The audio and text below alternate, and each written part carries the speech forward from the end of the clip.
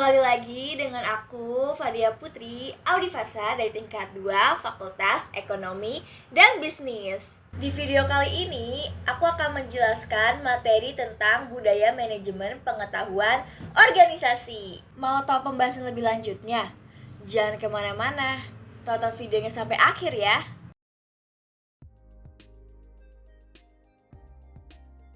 Di materi ini, aku akan menjelaskan 4 topik, antara lain yang pertama, konsep budaya manajemen pengetahuan. Yang kedua, budaya sharing pengetahuan.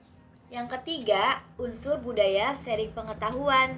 Dan yang terakhir, 4 kuadran budaya organisasi. Diawali dengan pengertian budaya.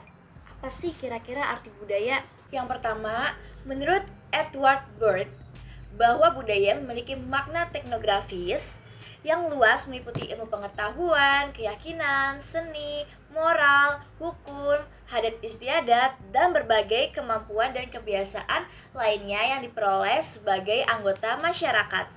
Kedua, menurut Vijay Seth, bahwa budaya adalah seperangkat asumsi penting yang dimiliki bersama anggota masyarakat.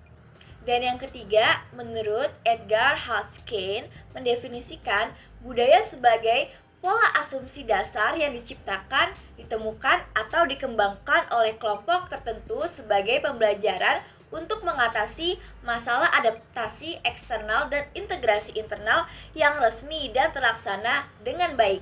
Jadi, bisa kita simpulkan, budaya adalah suatu cara hidup yang berkembang dan dimiliki bersama oleh sekelompok orang serta diwariskan dari generasi ke generasi. Sudut pandang budaya yang pertama, budaya merupakan produk konteks pasar-pasar di tempat organisasi beroperasi, peraturan yang menekan, dan sebagainya. Kedua, budaya merupakan produk struktur dan fungsi yang ada dalam organisasi. Misal, organisasi yang tersentralisasi berbeda dengan organisasi yang terdesentralisasi. Dilanjut dengan konsep budaya organisasi. Budaya organisasi itu didasarkan pada suatu konsep bangunan 3 angkatan, yaitu yang pertama, tingkatan asumsi dasar atau basic assumption, dan yang kedua, tingkat nilai atau value, yang terakhir adalah tingkat artifact. Topik yang kedua adalah budaya sharing pengetahuan. Inti manajemen pengetahuan adalah knowledge sharing atau knowledge transfers. Karena melalui knowledge sharing, terjadi peningkatan nilai dari pengetahuan yang dimiliki perusahaan. Topik yang ketiga, unsur budaya sharing pengetahuan, dibagi menjadi 5. Yang pertama, peran kepemimpinan berupa kemampuan merumuskan visi, keterlibatan langsung, pemberian dukungan, dan advokasi. Kedua, budaya perusahaan yang memberi iklim kepercayaan dan keterbukaan. Ketiga, adanya kemauan pimpinan organisasi untuk mempromosikan knowledge sharing dan kolaborasi. Keempat, perusahaan menghargai knowledge, pembelajaran, dan inovasi.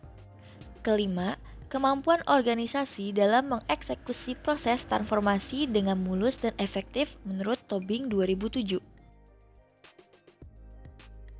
Dan untuk materi yang terakhir, ada 4 kuadran budaya organisasi. Yang pertama ada the hierarchy culture.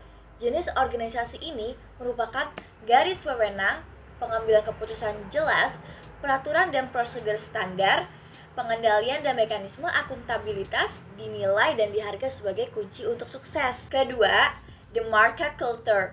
Jenis organisasi ini diorientasikan menuju lingkungan eksternal daripada internal.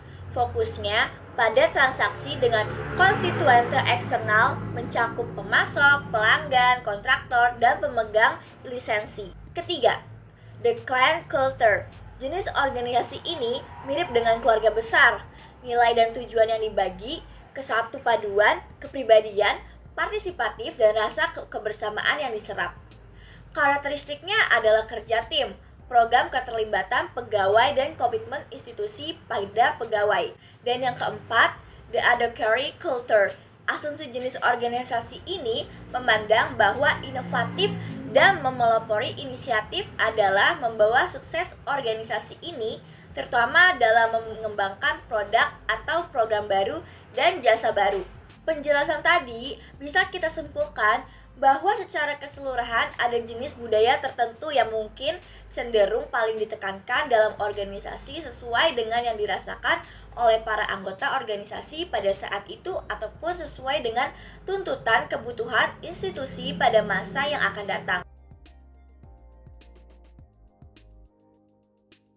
And finally, materi yang bisa aku sampaikan kali ini segitu dulu.